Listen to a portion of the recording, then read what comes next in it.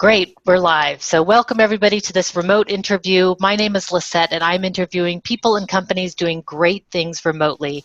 And I'm very excited today. We have something a little bit different than usual. I have Dave Blum on the line. And Dave, you are the president, you are Dr. Clue, the president of Dr. Clue Treasure Hunts. That's right. So welcome. And normally you're based out of San Francisco or the Bay Area, but today you're joining from Puerto Rico. Yes. So let's start with what your virtual office looks like, and then we can talk a little bit about why you're in Puerto Rico. Well, my office, I work out of a home office where I am most of the time, and it's just your basic office. The main thing about my home office is that I have my MacBook Air, which I'm working right now, which has its own built-in camera, and I have right now this is a little tiny portable microphone. I know a lot of people use the Yeti, which is a bigger microphone. I also have a pair of headphones as well. Yeah, there it is. That's the one. But I always need that because I'm doing so much of my work, even though it's a home office. I have about 10 people who work for me, and they're scattered around the country.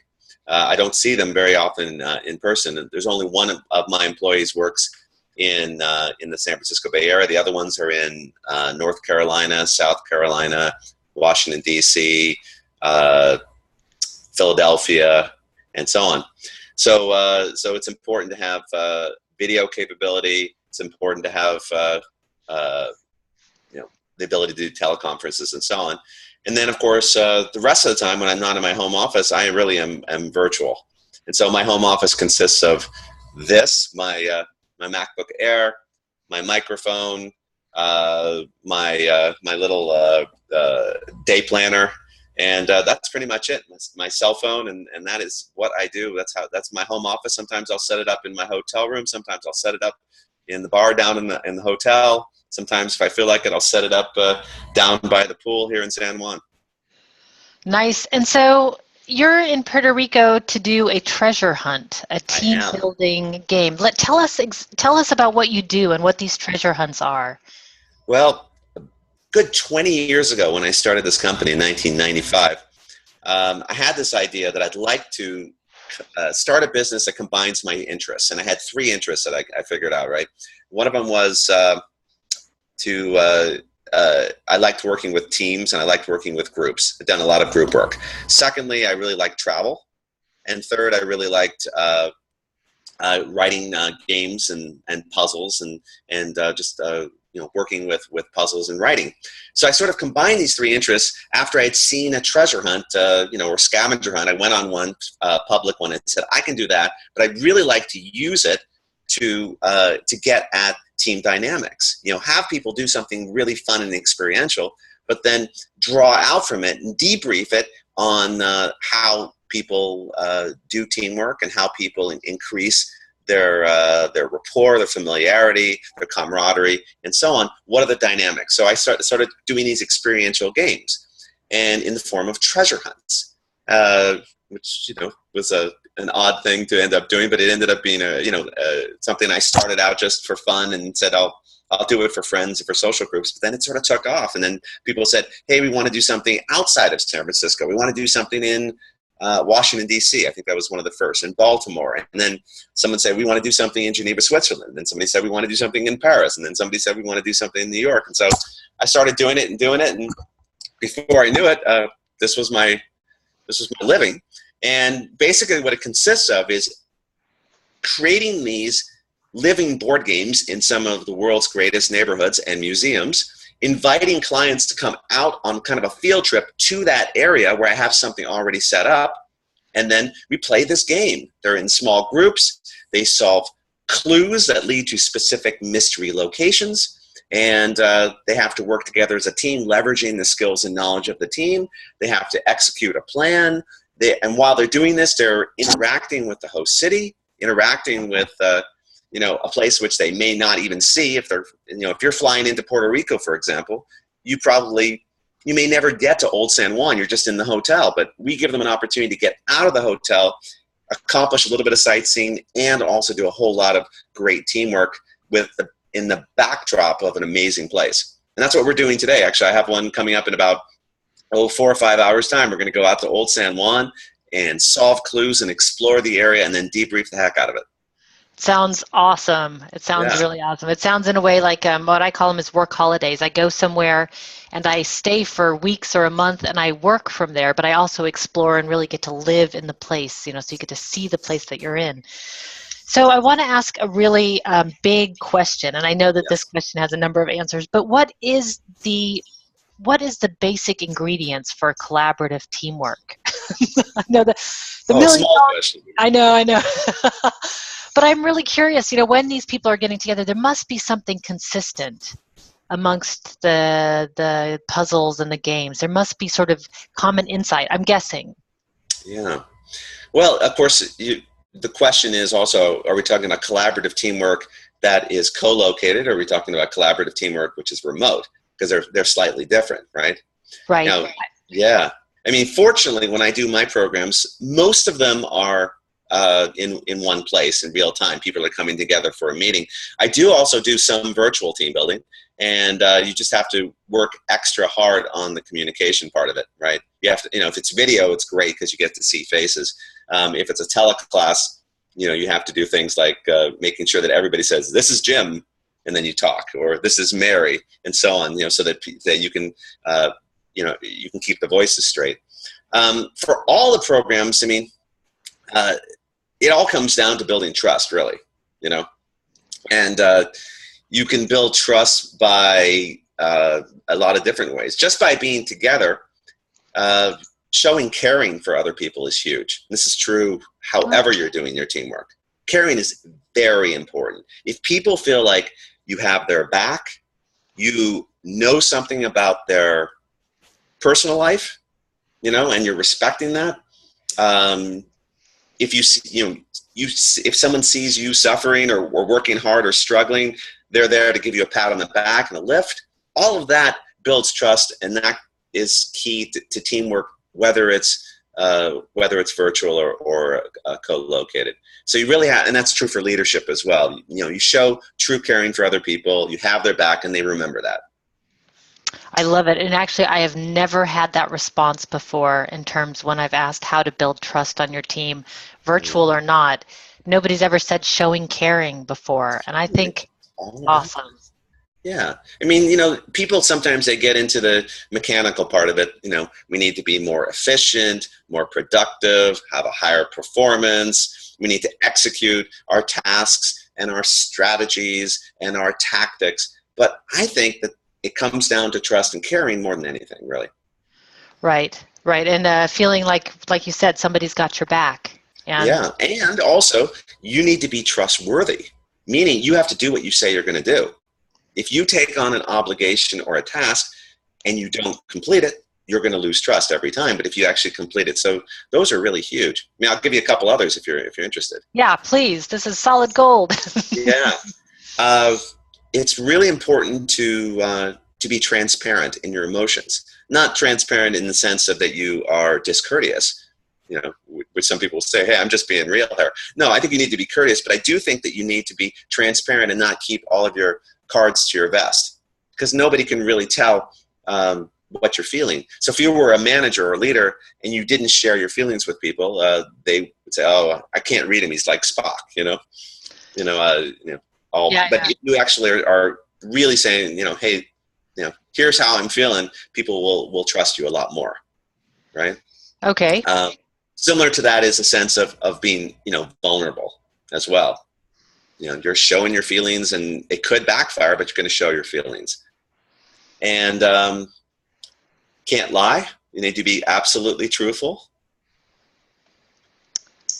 And I think the final piece is providing feedback.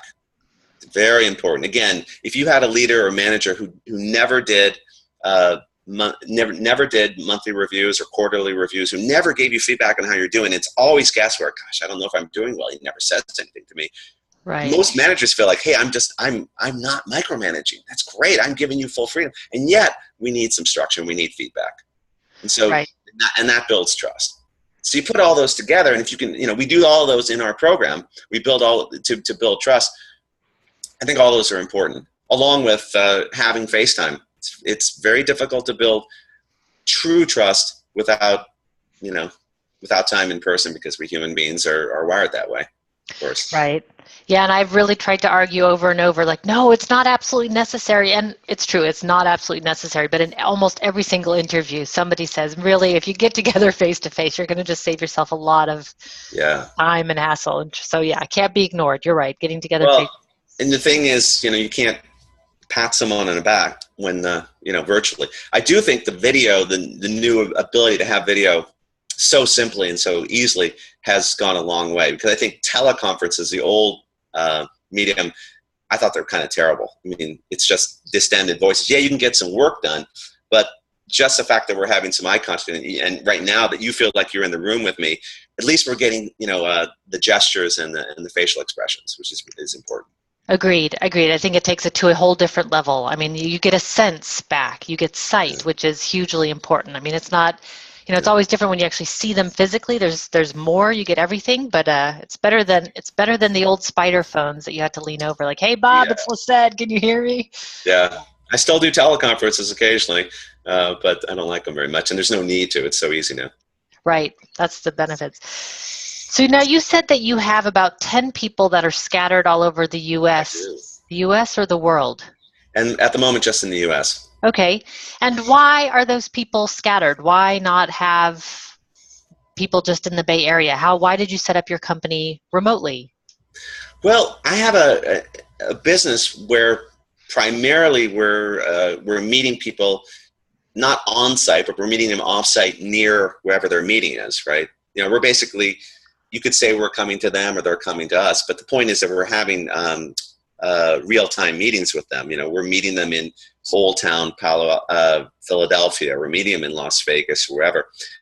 So I want to be able to save the client some travel expenses more than anything. If I can have someone close to all the major hubs where we do our work, then they'll save a lot of travel expense. Because sometimes clients just don't want to pay it, right? They don't want to take on an extra expense to fly in a speaker or facilitator. So if someone says, hey, we've got a program in Philadelphia, it's nice to be able to say, great, we have someone in Philadelphia. If someone says, we want to do a program in Washington, D.C., we can say, great, we've got someone there. And if we don't have someone there, we've got someone in Philadelphia that can come down by train. We do a lot of programs, surprisingly, in North Carolina, because there's a biotech triangle there. And so there's a lot of work there. So mostly at the moment, I'm trying to have the West Coast and the East Coast covered.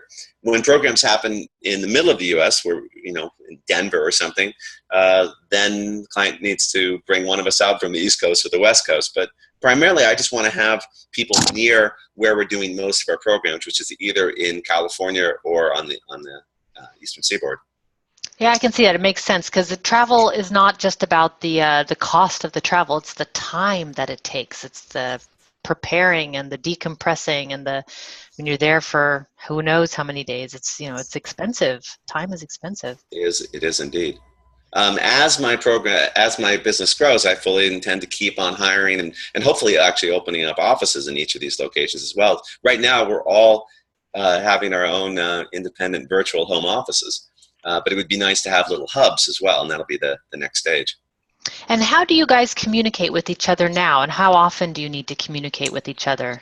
Well, we're small enough that a lot of it is just individual conversations. We have Skype calls, basically. Okay. Although, we also have about once a quarter, we actually do a teleconference. Up until now, we've done teleconferences. And what I'd like to do actually is to start shift to having video conferences, because I think at this point just about everybody has access to a webcam, and so we can start doing that. So that'll be a great new step for my company. Okay, and what's hard about the way that you guys work right now, if there is anything? Well, I think the hardest part is that we don't get together in physical space very often. I'll go out. I do the most travel of anyone. I'll go out and I'll do programs in the places where my facilitators are, and we'll team teach. And so I get a chance to meet all of my people quite often one-on-one. But all of us getting together, they haven't built a lot of familiarity yet from having a lot of real time. Again, that'll be something further in the future. Right. Yeah. And what about things that you guys do really well? What's something that your team does really well working remotely? Well, we have a kind of a Facebook group where we can swap ideas, which is really helpful. I love that. Why Facebook? It's just easiest to use. It's again, it's so much. There's such an overload of possibilities. Sometimes you just go with the one that you've heard about that other people are using, and that's the one that I know about. It's easy to set up a Facebook group, especially if you have a corporate Facebook page already, which we do. Right. And everybody pretty much is on Facebook.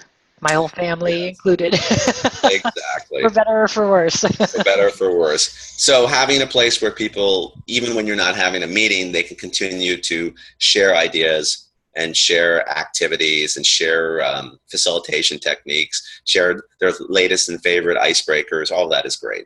And so you can do that. Oh, I'm very curious. Do you have a favorite icebreaker? Well, I do. It's not that fancy, but I do it all the time.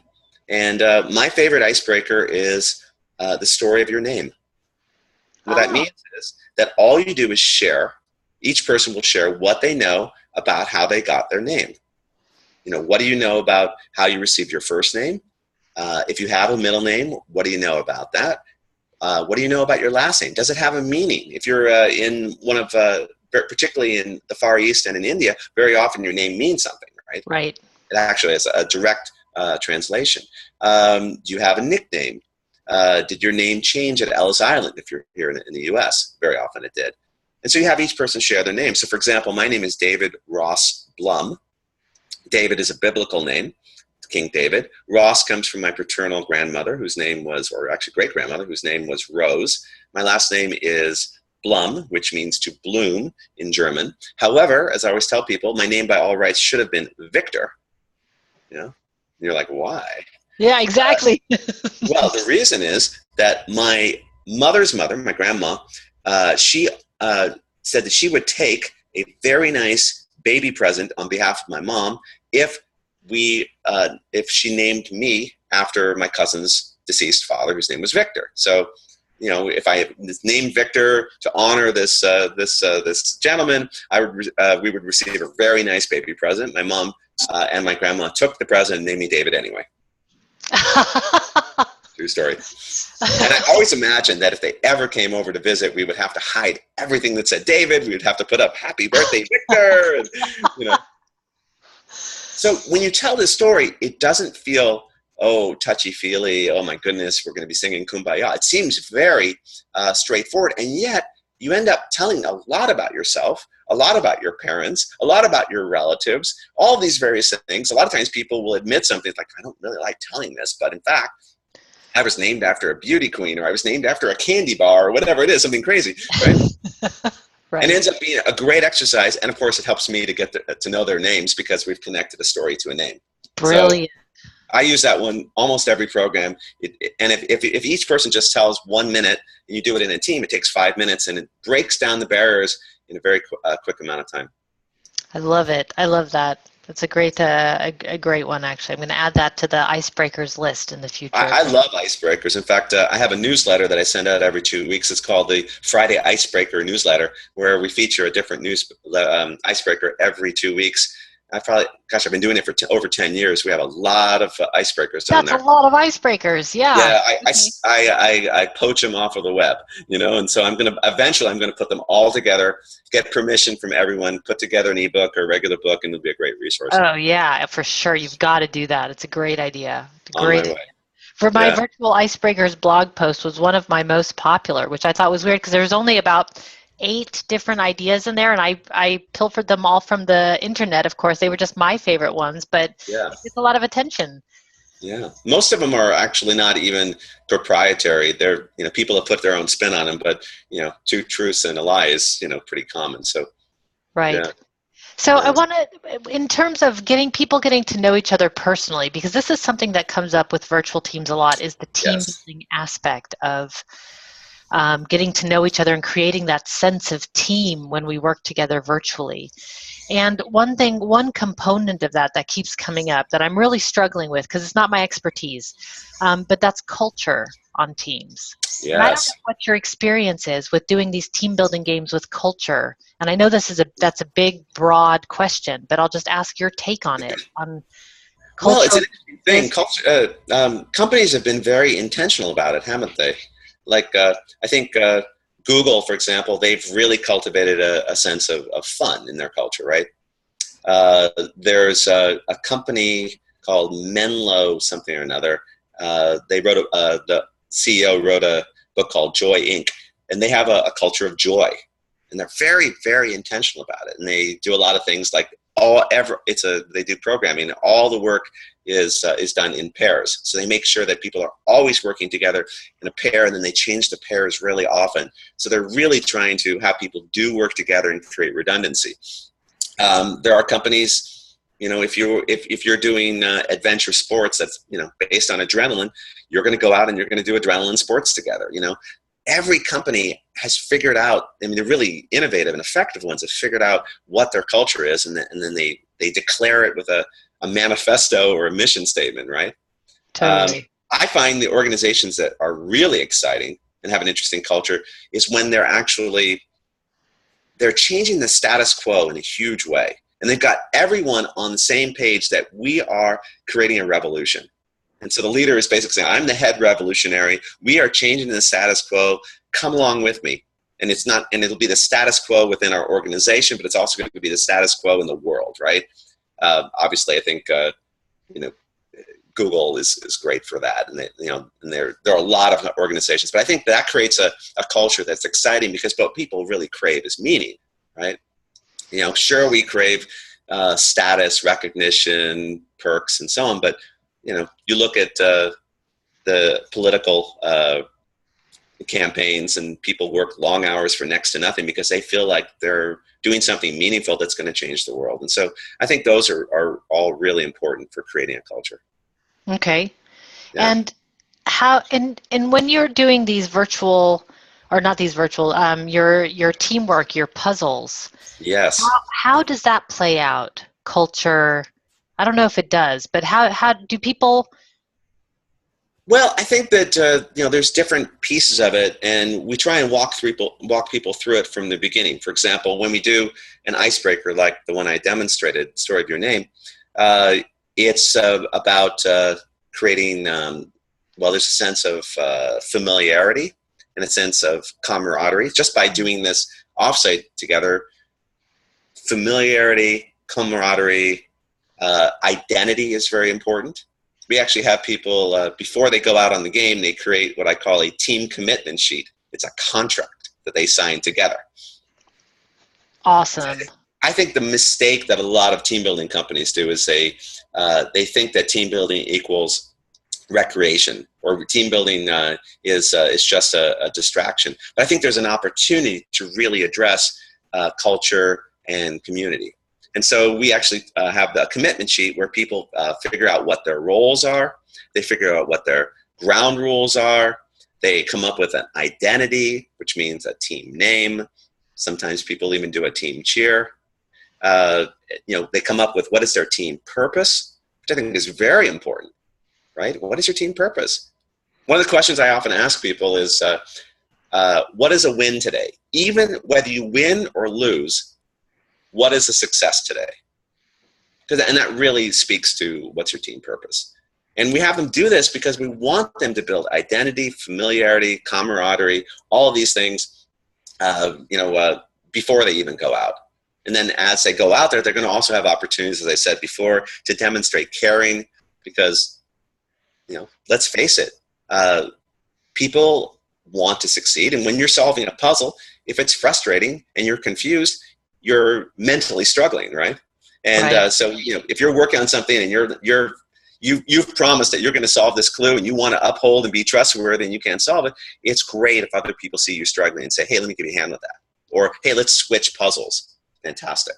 And then, of course, when people are actually physically out on a treasure hunt and walking around, there are people at different levels of fitness and different people who are struggling with hills and so on. And again, you have an opportunity to say, hey, everybody, we need to slow down because, Jim has foot surgery recently. And so you can, I once had a group where we did it in the rain and they had somebody in a wheelchair and they put a tarp over that person and an umbrella and they walked with that person on this rainy day. And the person said afterwards, I don't even care about the activity. My team cared enough about me to take care of me and to cover me and protect me and to push me all throughout the activity. That I will never forget that.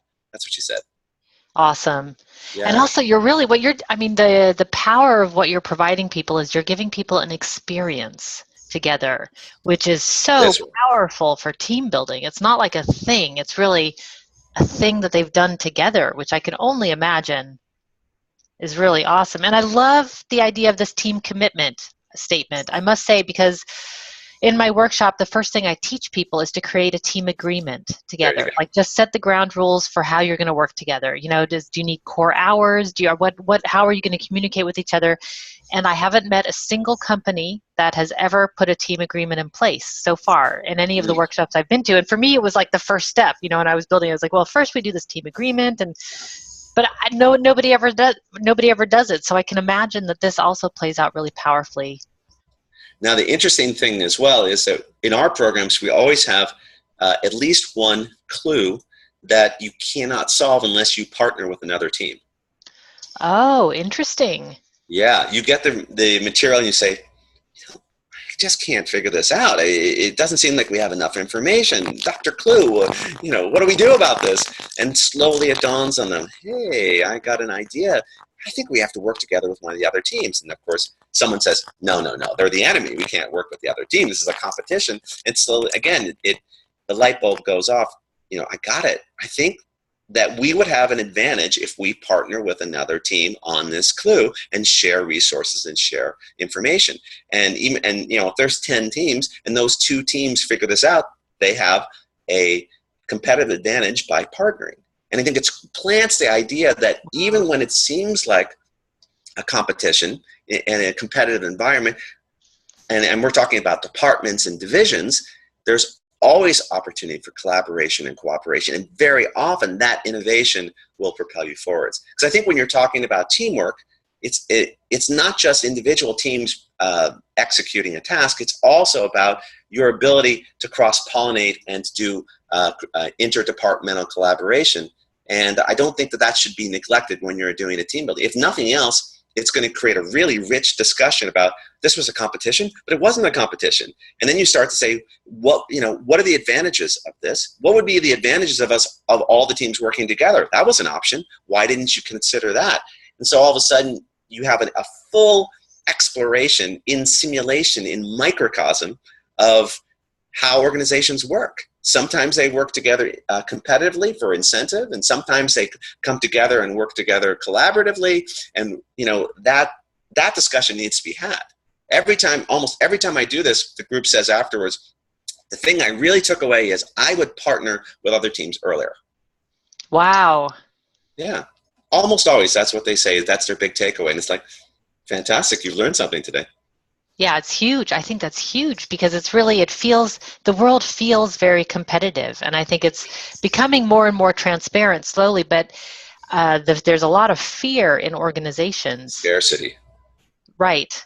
A lot. And I'm starting to see it also more and more. I mean, a lot of organizations that I go into, they're not allowed to use the tools, they're not allowed to use the apps because there's so much security in place. Like they're not allowed to talk to people. You can't even talk to your colleagues really. And I realize like, wow, this is a huge problem actually for teams who are wanting to collaborate together. So yeah, I mean, there have to be mechanisms for it. And there's a lot of ways you can do it. I think it's a great idea to have people from different departments sit in on your meetings, and you do the same. I think it's great to swap someone to another team for a while. It's like if you were doing international diplomacy and you say we're going to send an ambassador to that country. I think that, there's a lot of ways you can do it structurally, and then I think you also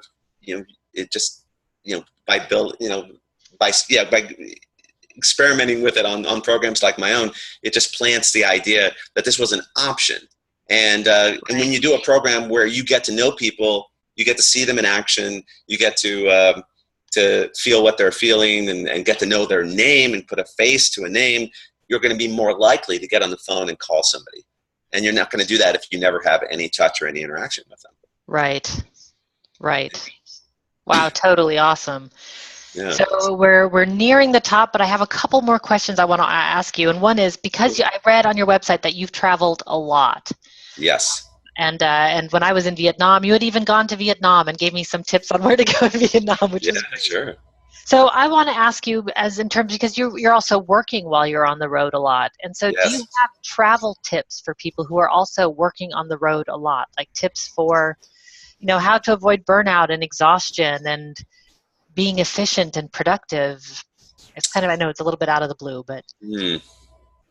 Well, I do think that there's a lot of talk in about employee engagement, right? Everybody's always saying, and it has to come from the top, from an organization. But I think that employee engagement also needs to come from you. It's like you're a vessel, and you have to take care of your own engagement, right? In other words, taking care of your own health, your own energy, all these things, right? You want to be, especially if you're a solopreneur who does a lot of travel, you have to bring your best game, and that means doing what you can to overcome jet lag, to overcome all these various things. Bring your best, most energetic game every day, because you don't have somebody from the top mandating it down and saying we have a 5-step wellness program at this company. So I do think that you need to take care of it, and on the road that means being very disciplined. I think I advocate some form of grounding, particularly meditation. A lot of people like yoga, which is something you can do on the road. I personally meditate 30 minutes every morning. It's the first thing I do, and it makes a huge difference. If you can, you should try and work in some exercise. Again, it's going to up your energy and hence your engagement. And there are lots of websites about things you can do in your room to just get some exercise. I happen to like going to gyms and doing treadmill or something like that, taking a long walk. Of course, you got to eat right. And I'm actually a little bit of a health nut in that I have a whole plant-based diet that I eat, particularly on the road, which can be challenging because here I am in Puerto Rico, and there's not a lot of vegetarian food. But I do find that we could talk a lot about the virtues of this diet or that diet, but I think that the whole thing is what kind of diet helps you sleep the best, because sleep is the key thing when you're on the road, and what kind of diet has the least inflammation, right? And there are some diets that are extremely inflammatory, and you can do lots of research. I found for me, the more vegetables I eat, the less inflammation I have. So if you wake up and you don't have sore knees or a sore back or a sore neck because you're not eating that kind of diet, it's going to help your performance. Yeah, I love that. In fact, on Tim Ferriss's podcast, which I'm a sort of slavish fangirl for, but he interviews entrepreneurs of all different sorts, and they all recommend meditation. And I was really surprised because these are all venture capitalists, and exercise fanatics, and just people I wouldn't have expected. But he also swears by meditation and having that grounding force. Yeah. And there are different pieces of meditation as well. Of course, there's the piece of focusing on whatever it is you're focused on. But it also, I find it's helpful to take a few minutes to go through your mind what you're grateful for every day. So a period of gratefulness and gratitude is very helpful. I like to do a little bit of visioning. Like, this is my day today. Today I wake up and I eat a great breakfast. I meditate. I exercise. You actually are visioning as if it's already happened. You said, I got up and then I did this, and then I did this, and throughout the day I was connected to everyone I met. I saw opportunity wherever I went. I celebrated my successes. And you sort of vision this. I had abundant energy. It's great if you say to yourself in the morning, I had abundant energy all day long to do everything I needed to do, and there was no stopping me. You end up feeling pretty good and pretty empowered. So you do this sort of gratitude and visioning, and it really helps. Yeah, I can imagine it's very powerful. So many people talk about this. I mean, there's the morning pages and all these different things that people have used for gratitude practices. So yeah, Yeah. I love this information. It's true. I just hear a lot that people get worn out on the road and the productivity goes down. And working with virtual teams, these things matter because some people are not just working from one place; they're really traveling a lot. So it seems a little on the far off, but I just wanted to get into it. But Yeah, I really think that when you're on the road, even more so than at home, you need to watch what you eat. You can't just have cheeseburgers and cheesecake every single day and expect to be at your best, right? I don't believe it. You have to work in the fruits and vegetables, whatever it is. And I think that you really need, as much fun as it is to go out and party and do late night, I think when you're trying to work, go to bed at 9, honestly. And if you have a good night's sleep, it will set up the whole next day. Things like that. You have to be a little bit disciplined, even though here I am in Puerto Rico. There are opportunities to party everywhere. But you know, right. I'm here to celebrate, but I'm here to work.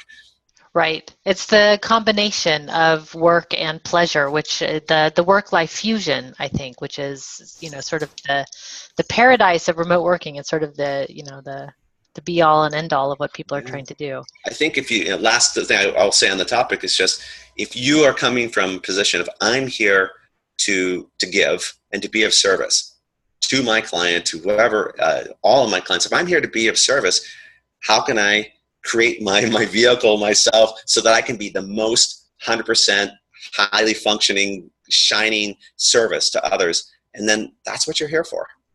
Right. And And being of service to others, yeah.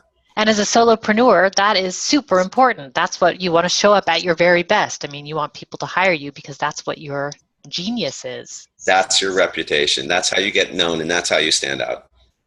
And Indeed. that's what keeps you going as well, of course. Right. Very, very inspiring. I love that. Right. Reputation is, of course, huge in the freelancer, solopreneur world. Indeed. So if people want, last question, which is if people want to get in touch with you and they want to learn more about your treasure hunts and what you do, what's the best way to get in contact with you or to learn more? Well, we have a website, of course. My website is drclue.com, and that's just drclue.com, www, of course. And you can go there. We also have a Facebook page. And you can, of course, email me, dave@drclue.com. Phone numbers on the website. So that's the best way to reach us, and you can learn about our treasure hunt programs in 140 different locations. We also have corporate social responsibility and charity programs. And then one of the things that I'll be doing as we move forward is I'm going to be doing webinars and online classes as well. So it'll be an opportunity to learn more about teamwork and community in a virtual fashion. Awesome. And your website is very informative, so I highly encourage people to go there because there's videos and great descriptions, and it's very energetic reading it. I must say the language you've used is really great. Thank you. So, well, thank you so much for your time today. I really appreciate it. I think it's been some amazing information. I took lots of notes. My pleasure. It's a great thing that you're doing, so thank you for the time. All right. Well, thanks, everybody. I hope you've enjoyed it. Until next time, be powerful.